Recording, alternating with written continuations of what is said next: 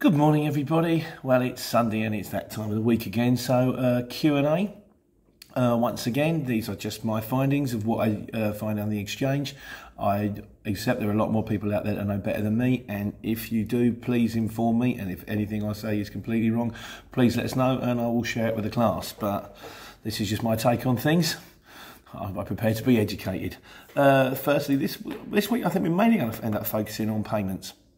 And basically the 30 days, 60 days thing, I think it was hit a chord with quite a few of you. Maybe difficulties getting paid and all that kind of stuff and waiting to get paid. And like I say, some companies are brilliant, they pay really quickly, even though some say they don't, but they do. Some say they should and they don't. So this is basically what you guys have said about the video. This is kind of the feedback really. So Ian the shipper, who's my go-to guy, hello mate, thanks again. He said, if you do regular work for a firm, because I said if you do a lot of work for one guy, you know, it's that put your eggs in one basket, be careful. He said if you do regular work for a firm, don't be afraid to approach the firm and ask them. You know, if you're doing a regular shuttle run, maybe once a morning or something like that, ring them up and say, look, you know, I'm doing a lot of work here, I've got to put these in my van. Can you pay me regularly? And if they like you and they use you, I dare say they will. And he also says most large forwarders, I'm not sure what a forwarder is, I guess it's kind of like a shipper, factor. So if they're factoring, they're getting paid weekly. So for the jobs that they'll be, so it's not unreasonable for you to turn around and say, I mean, they say weekly, but by the time you've sorted the invoices out, you put them in your process, it's not quite weekly. It's not unreasonable for you to then turn around and say, well, you're getting paid, can I have some money, please? So, but that's according to Ian, is not a rude thing to do. And again, Chris Kerwin says the easiest way to get around the payment thing is factoring.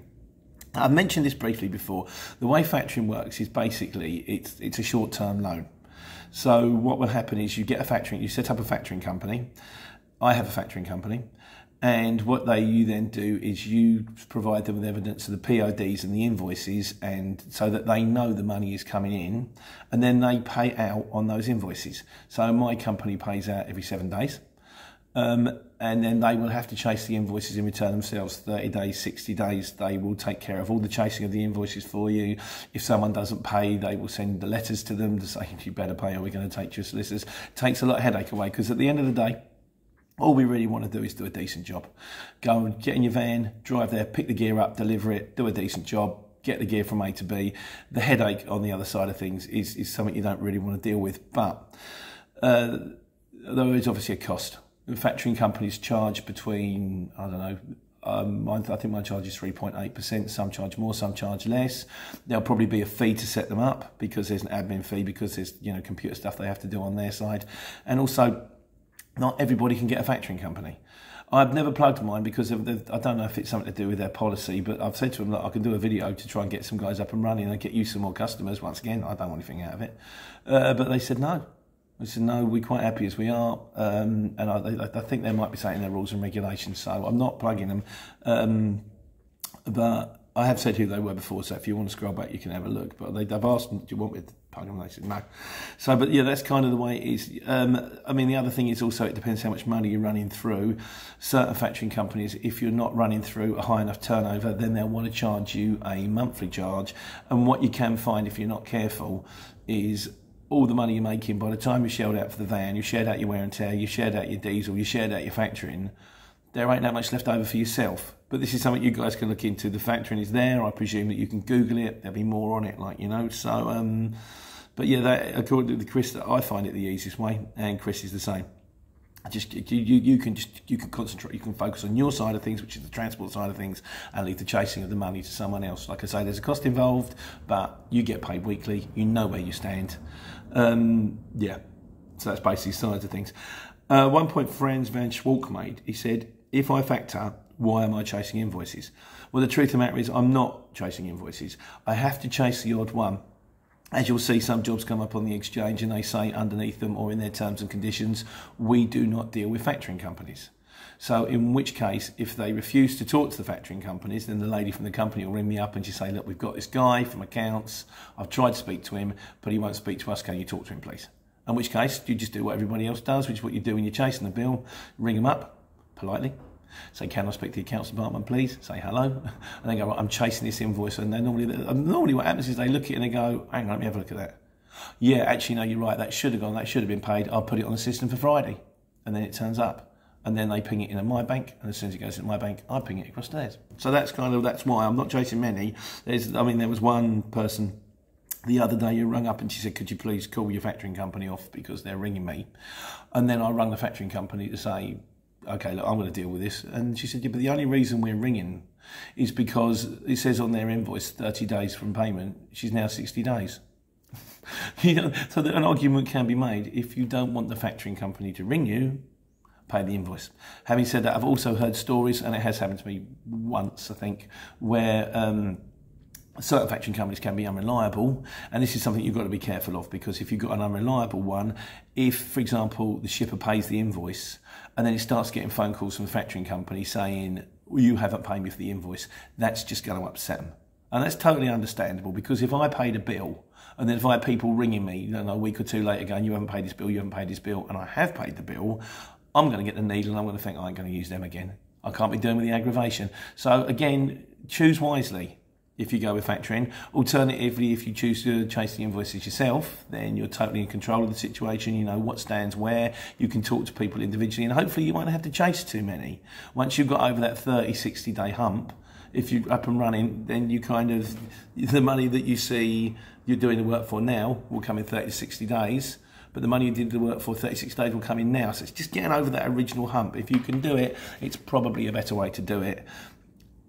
Ultimately, like most things in this game, there's no right or wrong answer. The choice is yours. So that's basically my take on the factoring thing. You choose how you go. This is the advantage of being a self-employed man in control of your own destiny on a courier exchange. You don't have to answer to anybody. No one tells you what to do. You choose what's best for you. One final point from Doozer. He said, if they say it's 60 days from payment or 60 days from the end of the month, just say there's an extra 10% on the job. You can do that. The only problem is most people just look at the job and they'll gauge it according to miles and they'll price it. So if you do that, there's a good chance you then won't get the job because someone else will come in cheaper. Like I say, and this will come up later, this is not an exact science. This is just something that you kind of get on and it works for you or it doesn't work for you, and you I do the best I can to give you tips in the right direction from my own limited experience, but ultimately it's kind of down to you. So there you go. What else we got here? Official sale mix. I hate these questions. Can you make a living? Can you make 10k a year driving 3 days a week? Theoretically, yes, but it's just so many imponderables. It's always, yeah, you can do it, but right, here's the problem. What time in the morning do you want to start? How long a day do you want to work? Are you prepared to work weekends? There's not a lot of work at weekends, but there's work at weekends. Are you prepared to tramp? Are you in a big van or in a small van? Are you in a very good area? Are you like in a London area or a southeast area? Or are you start going to sticks? Do you want to go to France? Do you want to go to Dublin? You can do it. I can do it. I'm doing it. If I took it down to 3 days a week, I'd still be doing it. But I think, and I've said this several times before, yes, you can do it, but you've got to put the time in. You've got to quote and quote and quote. You've got to get a grip on it. Don't think that you're just going to get a van and maybe do a couple of jobs in the morning and it's going to suddenly. It's not a magic wand. You can do it. The work's there, and you can build a business, but it takes time and effort and learning. So yes, theoretically you can do it. And if you think you're that guy, then go for it. The one thing I always say, you never know until you try. One of the guys quit this week. He's gone back to his old job, web designing. I was going to give him a plug, but he's kind of fine. It doesn't work out for everybody. But then I've also met several people on my travels that have gone, yeah, I've jumped on the exchange, and yeah, I'm doing all right. Thanks very much. So basically, the size of things is suck it and see. Is it for you? There's one way to find out. It was for me, but I didn't know until I tried it. Yes. You personally, what I say and what others say conflict. Well, that goes back to my previous point. I know. Somebody will be saying, well, you should be quoting, on a long wheelbase, you should be quoting £1 a mile. And someone going, no, that's too cheap. You can get 150 a mile, you can get 110 a mile. Someone's going, 110 a mile? It's not 110 a mile, it's 50p a mile. There's only one way for you to suss this one out, and that's to get involved. In my personal experience, I found if you want to buy a long wheelbase job where I am, they sell for between 90 pence and £1. That's what I've found. It might be different for you, but I haven't got a chart here. It's not like I can measure it. You've got to get involved to try it for yourself. And like I say, what I would say is don't commit too heavily, have a go, and if it doesn't work out for you, you haven't lost a lot. So that's basically my take on that one. Oh yes, and yes, I do look like the guy out of the US TV show Happy. I've not seen it, but my mate Gary pointed that out a long time ago. I'm going to have to go back and have a look. Maybe I can make some money as body dump. Who do I want to pay for this? Right, what we got? Rage Coburn. Sorry, useless accents, names as usual. Do you have to provide your own hand lifting equipment? No. No, I mean, I recommend that I have a Luton van, so I have with me, along with straps, I recommend you have 3-ton straps, 2-ton straps, 5-ton straps, removal blankets. And you also, I recommend you have a sack barrow. If you've got a Luton van with a tail lift, or even a Luton van, a pallet truck is very, very handy. If you haven't got a tail lift, it's kind of pointless. You want your full PPE, you want your high visibility vest, you want steel toe detector boots, you want a hard hat. You may even, goggles could be handy. Gloves are handy. There are certain things you'll pick up all along the way. As providing hand lifting equipment, I'm not even sure what hand lifting equipment is. But no, the one thing I would recommend, I suppose, even if you've got a small van, you get these fold-away plastic sack barrows. I think they sell them in B&Q or Homebase. They just click, click, click, and you can hang them on the side of your van. I've seen, in a market trading game, I've seen people with them. They're quite sturdy. They don't take up a lot of space. They don't weigh a lot. Things like that could be handy, just in case you get a job where you've got to handball 100 boxes out of a back room. If you've got a little sack barrow, you're whizzing backwards and forwards, cut the time by 2/3. So, there we go. Lockheck. Best, doing my best here, mate.